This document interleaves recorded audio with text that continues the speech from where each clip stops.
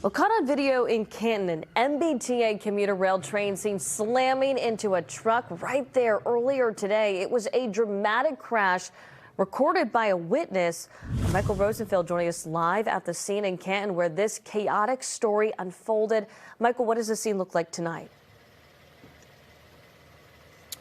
Well, Priscilla, first responders tell us that a passenger on board that train did have minor injuries and had to be taken to the hospital to be checked out. Tonight, the scene out here is all clear, but the investigation is underway.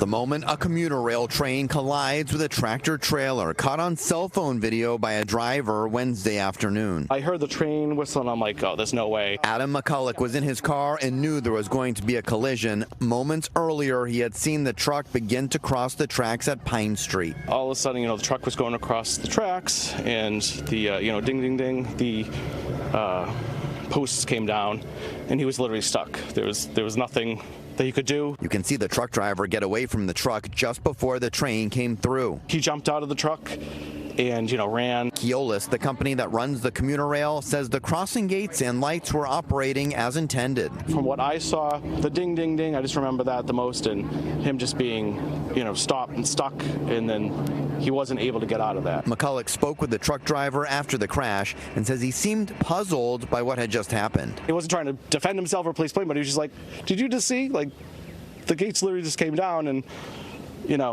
what was I supposed to do?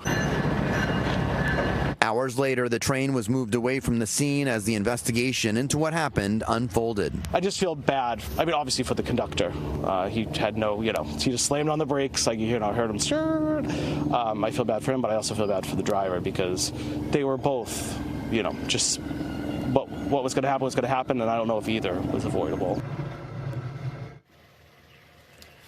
The truck is owned by Ross Express. We did reach out to the company today for a comment on what happened out here, but they declined to make a statement.